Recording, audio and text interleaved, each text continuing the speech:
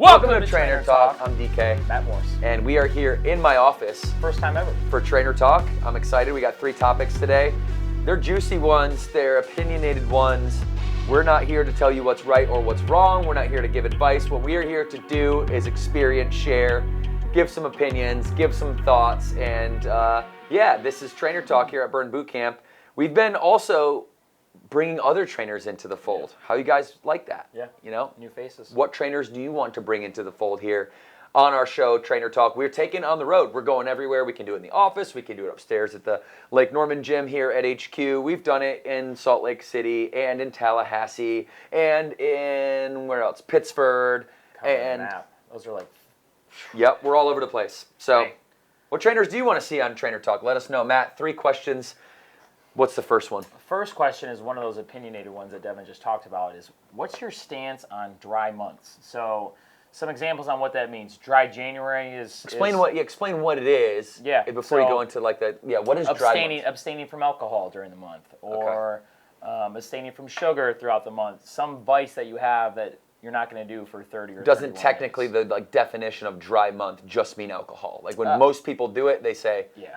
I'm just like dry. Like dry a dry January, or a dry sober October. Like a dry county. A dry county means that they don't sell alcohol. Correct. Okay. Yeah. Okay, so dry months. Dry January, sober October. Okay. Hot take. What's your hot take on dry months? I'm sitting in this neutral place here because I have an opinion on both sides. Okay, so dry months themselves have to be good for somebody who is putting toxins and alcohol into their body on a consistent and regular basis, and then maybe even like layering on not exercising, not moving their body. Like that to me is like, if you give yourself 30 days of not putting that stuff in your body, I'm not going to sit here and know like the pathology of science and how, physiologically your body, excretes waste and, eats itself and all that stuff. Like, I just know that has to be a good thing. Like, it has to be a good thing. You have to feel better if you're used to like drinking every day and then you go 30 days without drinking. You have to feel better. I know alcohol, just by the very nature of how shitty it makes you feel, like you have to feel better if you're not drinking for 30 days.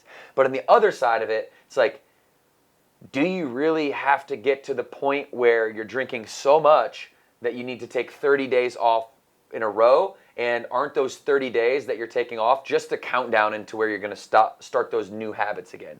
So I get why people do it, but I wish that people would just like maybe consume alcohol like 1 time a week, maybe 0 to 4 glasses or whatever that means for servings. Then people go, so what about doubles? It's like, if there's 4 servings, don't push it here, okay? It's like 0 to 4 like normal servings, okay? Not like, the mega margaritas that you get at like a Mexican spot or something like that. So I'm torn. I see the utilization for dry months.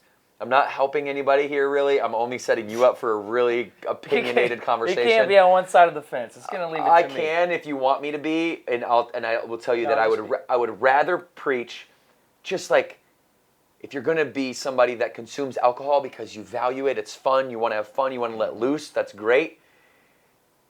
0 to 4 and like 1 time a week seems to be like a good pocket to where you never have to. You're doing dry weeks, like, and then at the end of the week, you kind of give yourself that reward. That's the way that I see it. I'm not into the whole, I've tried it for 72 straight days. Were you successful? Yeah, for 72 days. And then I wanted to have fun and I wanted to go like have a glass of, I wanted to go on date night, right? Yeah. I wanted to go hang out at your house. I wanted to do all these things. And so then I strung together 3 weeks of just like, hey. Just let it loose. I let it loose. So, yeah, I'm definitely on one side of the fence, and the side of the fence I'm on is this whole view of doing something for X amount of days, like 30 days or 75 days or 90 days, is very short-sighted in my brain, and I've made this mistake. So, in college, once soccer season went over and I wasn't playing soccer anymore, I wasn't in good shape, and I kind of gained some weight. And I tried P90X, which is a 90-day thing. Right? Kinda. What? Kinda gained some weight. Yeah, I used to be a chubby kid. You're playing soccer and then you stopped playing. It was like, yeah. Matt put on like, but you look good. I mean, you were still big. You were lifting, weren't you? So I was like, yeah, I wanted to lean Yeah. out. So I was like, all right, I'm going to try this P90X thing. It's hardcore. There's no drinking. They tell you exactly what to eat every day, meal by meal. And towards like the end of those 90 days, I was literally driving myself crazy. Like the thing that you don't have for those 90 days, you end up like dreaming about. You like fantasize about having it. And then on day 91, it's like, give me all the sugar, give me all the alcohol, and that doesn't just last for one day. Like, you want it for an extended period of time that Devan talked about, and then you just end up losing all that you gained in those 30 or 90 days. So I learned that mistake. Don't make that mistake if you're currently watching this and you're thinking about doing a month where you're going to completely abstain from something, because what happens is you can do it for 10, 15, 21 days, but the further along you get, that urge to get that thing back increases like tenfold. And there's going to be a day where your mental toughness is going to not be as tough, and you are going to grab something. And you don't just, and the thing about it is you don't just grab a little bit of it, you binge on that thing. Like, if you get rid of alcohol, the next time you drink alcohol, for whatever reason, you're going to binge on that. Or if you take away sugar, you're going to binge on sugar. And that's just not going to be one day. It's going to be for an extended period of time. So I think we got it right at specifically Burn Boot Camp is we don't preach a hardcore mentality. It's just, well, how about just 365 days of moderation? How about that? Yeah. Your life is going to be so much better.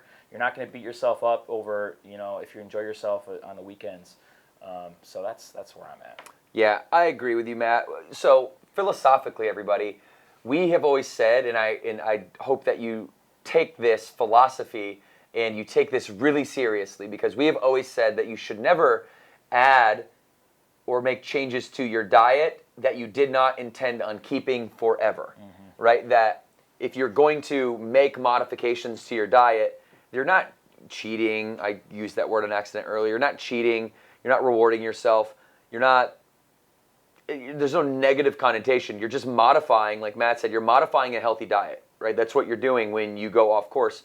It's like here's a metaphor for us, okay? So when we talk about going on and off diets, right? When we go on a diet, we basically, what that means in this country is that we basically stop doing everything that we were previously doing and completely jump from one ditch to another ditch. So jumping from ditch to ditch is never a good strategy. And think about it this way. When you go on vacation and you have a home that you've bought and you're going to go somewhere for some fixed finite amount of days, you don't sell your home to go on vacation. What you do is you say, hey, I'm going to go on vacation. I'm going to modify my living arrangement momentarily before I snap back to my home base. And that's what I really enjoy about the philosophy. Like, don't make any changes to your diet that you don't expect to be permanent, right? So then, okay, now if I'm going to have one day per week as a philosophy for me to indulge, to modify that healthy diet, whatever way that makes you comfortable and whatever way you want to language it, I'm not selling, okay, everything else, all the other compounded effort that, all the education that I've gained from logging food and how that food then translates into like physical results and biometrics move. Like, you don't want to just throw all that out the gate to go out for one day and, just like eat donuts in the morning and tacos and nachos for lunch and then a huge dinner and then eat a whole batch of cookies and a pizza that's like 10,000 calories, and you're selling your home when you're going on vacation. It's like, hopefully that makes sense. Yeah, no, I think I just made that metaphor up. Does that make sense? It does make sense, and I think like we've had a lot of trial and error. We've done like pretty much everything. We're getting older, and we've made a lot of mistakes. I still have days where I need to get off the things I eat like consistently, just to take the edge off mentally.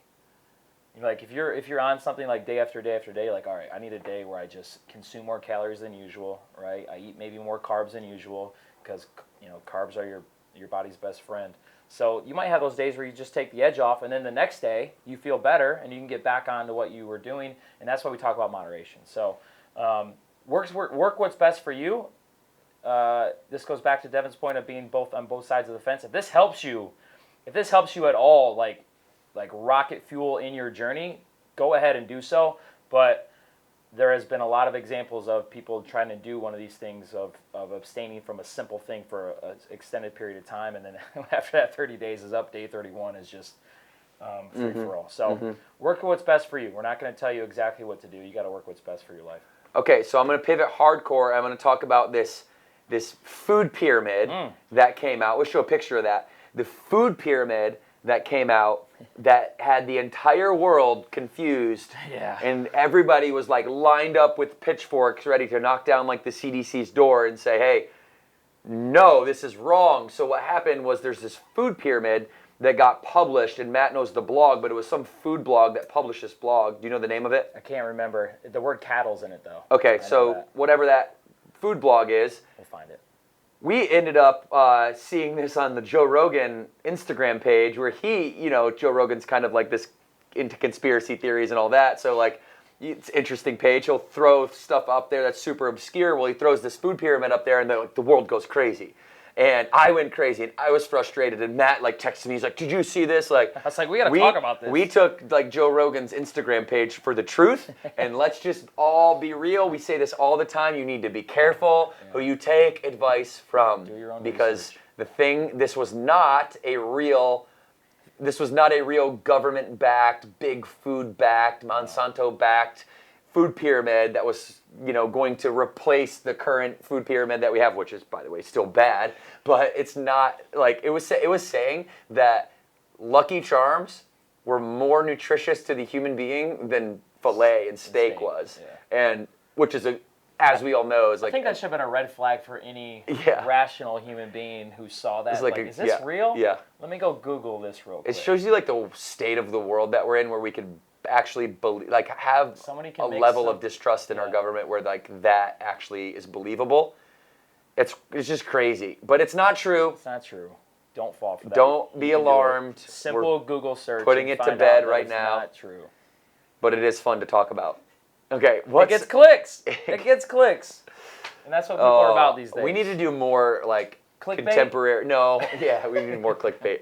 We need to do more contemporary like popular article, jump on the back of national news stuff. Because we've been talking a lot of like burn boot camp specific stuff, and we'll continue to do that too. But I want our listeners to be educated on what's going on in the world. Be careful who you listen to. Yep. Okay. And this kind of leads into even people with pure intentions serve you up false information. Yep. Okay. Question 2. This is a very good question, and I don't know who came up with this, but this is, I know people watching this, they want to know, what's more important for your results? Is it nutrition or is it exercise? It's kind of like, what came first, the chicken or the egg? Mm-hmm. What's better, nutrition or exercise? What's more important for results? So when I analyze this question, you know me, and for those of you that don't know me intimately yet, like speak your truth is my mantra. Like I want everything that I say, I want it to be true. Like, in fact, there was a point, maybe I was like 25 or 6, where I literally began to grow my self-awareness. I became this, and I've talked about this on the podcast before, this shadow version of myself that's over here constantly analyzing and playing back tape of like my interactions and how I'm handling stuff and all that. And so I went through this, period of time where I was saying things that I knew not to be true. They weren't like malicious, with no malicious intent, but just saying things out loud without running that filter of like, hey, is what you're asking even like or saying even true? Like, do you actually believe that? Or are you just regurgitating something that you heard? And that like sparked my journey into analyzing questions that I'm asked, to really say, okay, what is this question that you're really asking? And I want to get to the bottom of it through the lens of like speak your truth. So I'm going to do that right now. When I read this question, what's more important for your results, nutrition or exercise? I think if you were to analyze that, you'd say, okay, what does your results mean? So the answer is it depends. See, he's much more straightforward than me. I got a long-winded backstory way of like getting you to the same thing. But your results, nutrition or fitness, and it does depend. And I'm also not going to give you some BS version of the answer to this question that it's like, 80% nutrition and 20% exercise, or abs are made in the gym, or it's 100% of both. If you're not putting in both 100% energy into both, then what are you doing? Like, no, there's a balance, a correlation between people's results, what they actually want, and then what is your exercise regimen, what's your nutrition, and based on that, what one is more important. There's no such thing as things being exactly equal unless you're talking about mathematics. I agree. That's my original thought. So it depends is my answer. So do you want to do some hypothetical? Yeah. So what your results actually mean? And actually, that's what I ran through my head, like hypotheticals. So if you're currently watching this and you've never gotten an exercise regimen before, or you've never had a nutritional log before, right? I think as you start out and you're brand new, you're going to have to choose one, because I think if you look at both at the same time, that might be overwhelming. All right. But on the other end of the scale, if someone like Devan Kline, who has been working out for 20 years, right, you can handle both at the same time. So this goes back to Devan's question. For you, what are the results for you? If you're in the initial phase of like, hey, I just want to start exercising every day, that's going to help me move forward in my life. Then start exercising, then you can get to nutrition. Or if you're on Devan's end of the spectrum, which is far away, right? He already exercises every day. You say 20 years? 20 years. Holy crap, dude. We are getting weight old. Training and We are getting old. Yeah. Bigger, faster, stronger in high school. Matt and I used to lift together 20 years ago. You got some gray hairs here now, buddy. Dude. Don't get too close. Don't get too close. But Devan already exercises every day. So the most important thing for him, and he'll tell you this, is nutrition. He already got the exercise down, so he needs to tighten up his nutrition. So it really depends on where you are on the range of your journey. So that's what I would say. That's a good frame. That's a good way to put it. Yeah. I thought you were going to go more much more specific, but you gave me a scale, and I love that scale, because if people say, hey, it's 50-50, let's say, well, okay, that's generic advice at best, and is that actually good for the generic population? Like, because the generic population doesn't exercise. Correct. Right? Only statistically, you guys, 15% of this country has a gym membership or gym equivalent. 85% of people do not have a gym membership or gym equivalent. This is our metric now. If I was playing devil's advocate and trying to steelman the argument that fitness is more relevant than 15%, well, then you might say, okay, another 15% is intrinsically motivated. I would debate you to death to say that you could make it an obviously a larger number than the actual gym goers themselves. Like, that's probably an argument anybody could pick apart. So let's just give you that, right? So 30%, let's just say 15% are intrinsically motivated, and they're working out on their own. They're runners, they're yoga, they're doing yoga, whatever other modality. Great, we'll all count all of that stuff. That's another 15%, which, by the way, if they're going to a yoga studio, that's already counted in the 15% of gym goers. Yep. So 70-30 at best. 70-30 at best. So you're going to give generic advice to say, hey, it's 50-50 exercise nutrition to the 70% of people that don't even know what those two things are to begin with. So to me, exercise is far more important for, like you said, far more important for the person that's just getting started. Mm-hmm. Like, just go walk. Yeah. Just go walk and build that little momentum. What happens when you believe that the action you'll take of walking will lead to results, you'll do the action will lead to results, and it will reinforce your belief that walking was a good idea, and it'll continue to make you walk, you'll continue to get results, and then you'll get to the point in the cycle of momentum where walking no longer is going to move the needle for you, and then you'll shift your belief to now running, or taking a trial at Burn Boot Camp, or going to CrossFit, or whatever it might be, running on a treadmill, doing sprint intervals. That next level of belief sets in, then you get another few laps of momentum and progress until you have to level up. So there's no such thing as a plateau. There's only such thing as the inability to believe in the next step. That's an interesting way to look at it. But saying exercise and nutrition are equally important for everybody, or it's 80-20, is, I think, it's just really bad advice. Yeah, I agree. This industry has been saying that forever. Always. It's everywhere. Like, forever. It's everywhere. In the same we've been saying the same thing. It's 80% fitness, 80% diet, 20% nutrition. We've been saying, hey, it's okay. You're not, you're okay the way you are. Even if you come into the gym, like you don't need to make changes. Like you're okay the way you are. We've been saying this stuff forever. It's like people aren't coming to us for that.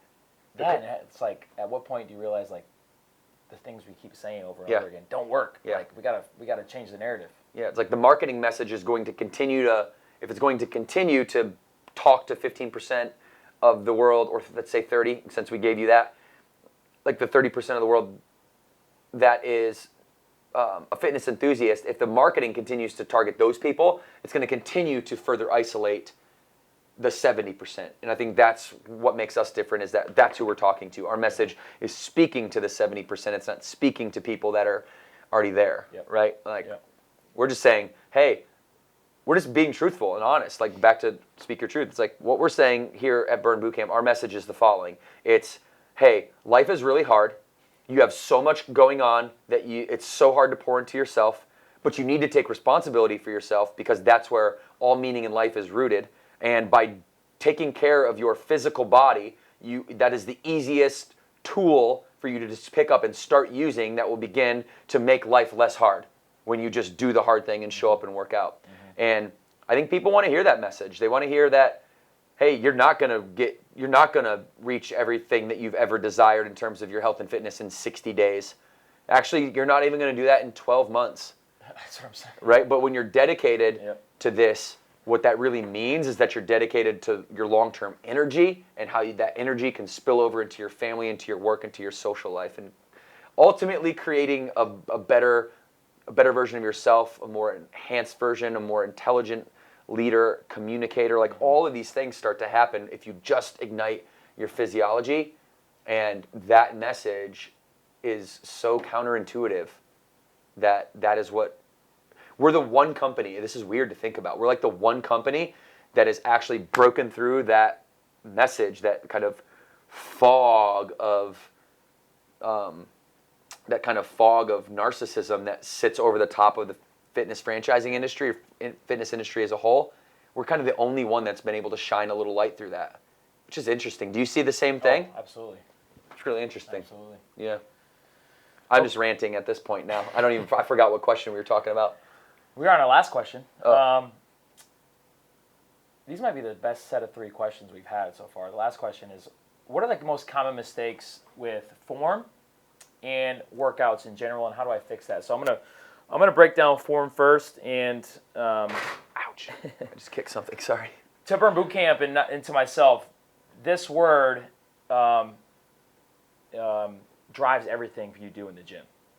So I'm gonna give you an example. I'm a twin, but we're not identical. But if we were, right, and we came into the gym for a year straight, okay, and every day we did the same exact workout. All right, but our form wasn't the same, okay? My twin brother and me, we did the same amount of reps, we used the same amount of weight, but his form was horrible. He just moved the weight, right? Me, on the other hand, I controlled every negative. Of course, yours is the perfect form, and his is the bad form, I controlled every squeeze of the muscle that I was working. If we took pictures on day 1, right, and then we did a year full of workouts the exact same, and we looked at our pictures a year from there, you would see a huge difference in body composition, and he might have some injuries, and I'm injury free. So the biggest mistake you can make is thinking that all reps are created equally, which they're not. All right, so this is why we hone in on this word form, because not only are we going to keep you safe from injury, but you'll reach your results quicker.